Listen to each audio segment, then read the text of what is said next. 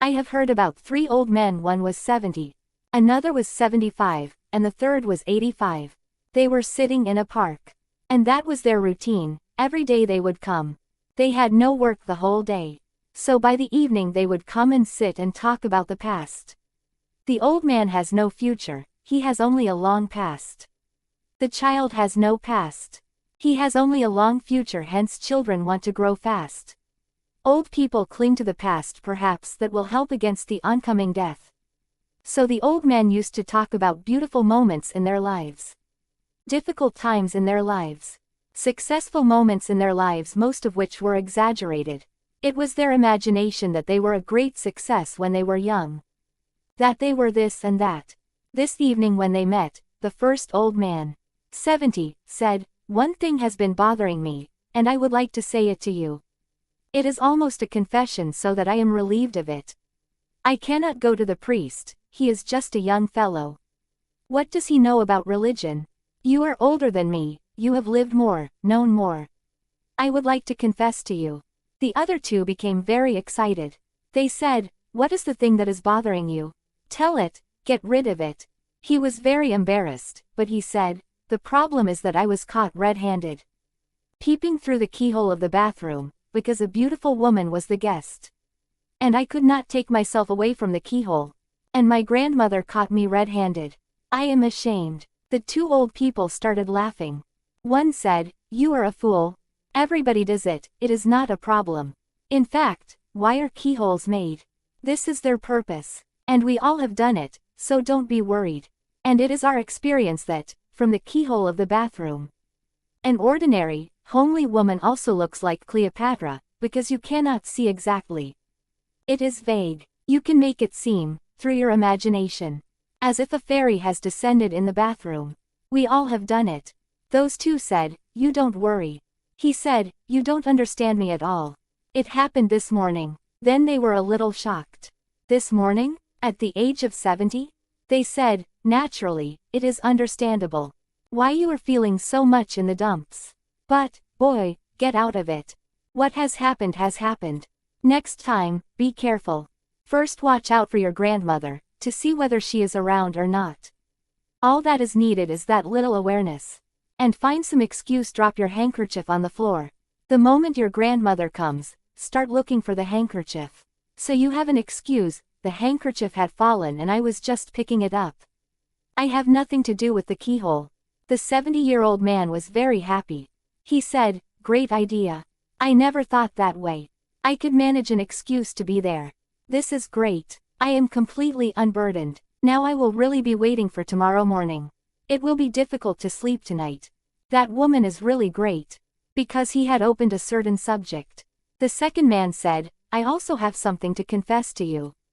For almost 5 years I have been making love to my wife in a special way." They said, "What special way? You should have told us. Don't you think we are your friends? You have found a special way, and you are keeping us in the dark? Tell us, what is the special way?" He said, "It is nothing much. Before going to sleep I hold her hand, and press her hand 2 or 3 times.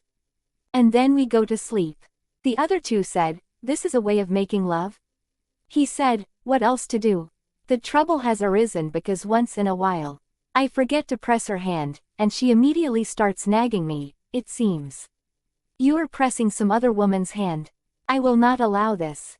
You have to give an explanation. With whom are you making love nowadays?" The third man said, "You both are idiots. You think these are difficulties? I am 85. I am feeling a real difficulty, and when you know about my difficulty, you will forget all this nonsense of pressing hands, being nagged by the wife, becoming a peeping Tom, finding some excuse." He said, "The real trouble is with me. This morning when I started preparing to make love to my wife, she said, 'Have you gone mad because 2 times in the night you have done the same thing?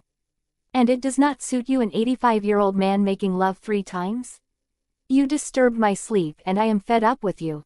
I was hoping that now that we are getting old, this animal game will finish. You are getting older, and you are doing more and more of the same thing that I was thinking would be finished." The 2 were really amazed. They said, "You think this is trouble? This is great." He said, "It is a great trouble.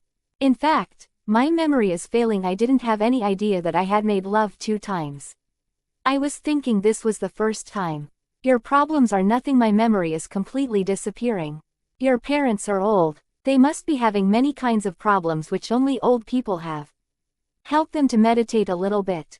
Perhaps they can get back the memory of those juicier days. Perhaps they can start painting again, and now it will be far better. Perhaps they can start music and dance, and now it will be better because it will be coming out of their meditation. Everything changes its quality the moment the meditator touches it. I say it to you from my own experience. I never quote the scriptures unless something is my own experience. For these 32 years or more, I have enjoyed food as I had never enjoyed before. Since enlightenment I have enjoyed everything so profoundly, so deeply, that I feel sorry for the whole of humanity. They also eat, but they go on doing many other things in their minds. While their mouths are chewing, their minds are engaged. How can they know the taste? That's why people eat too much. That's why it is one of the biggest problems in rich countries. Women are dieting, men are dieting, doing exercises to make the body slim. Because a fat man is declaring by his fatness that he is empty, and filling that emptiness with food. After enlightenment, when you are eating, you are simply eating. You are not there is only a process of eating. Then it becomes exactly like painting, when the painter is not there. It becomes like dancing, when the dancer disappears in the dance. I want to teach you that it is not only painters and dancers and singers that have the prerogative to enjoy life. It is everybody's birthright. It has nothing to do with special talents. Cooking can be a joy, cleaning the house can be a joy. It is all the same. What you are doing is not the point. The doer must be lost in doing. You should not remain separate. If you are separate, then of course, there is going to be boredom. Every day cleaning the house. All housewives are bored, utterly bored. All men are bored. The same job, the same stupid customers. The same wife at home. To a meditator, everything is beautiful. He lives life in its abundance. I say to you, only the enlightened person can live luxuriously. Whether he has luxurious things around him or not does not matter. He has some inner change. His vision, his attitude, his approach to things is totally different from the average man or woman. Help your parents, pay the debt, and if you can see them again painting, dancing, perhaps they may fall again in love. Perhaps they will come closer to each other. My feeling is that people get divorced only because they both become too much to each other. It becomes simply impossible to live together. It becomes a constant harassment to both. If you can, introduce meditation. And I am certain they will welcome it, because they are in desperation. They need some help from somewhere. And if you cannot do it for them, who is going to do it for them? And remember, meditation is not something that happens while you are young. It is not something like love, romance, or great ideas about revolution. I was also young, and while I was studying, I had many friends. Somebody was a communist, somebody was a socialist, somebody was a fanatic Christian, somebody was a Hindu chauvinist. And they all were full of great ideas. They used to ask me, "You don't seem excited about the great problems the world is facing." I said, "You leave me alone. I am working in a totally different dimension. You cannot understand it. Be a communist." Now they all have disappeared in the crowd. Once in a while, if by accident I met somebody, I would ask him, "What happened to your communism?" He would say, "Forget all about it. My wife is pregnant, I already have 4 children. Prices are going up, the rupee is shrinking smaller and smaller, and I am just a clerk. There is no time for me to think of communism. Those days are gone when I was trying to reach the moon."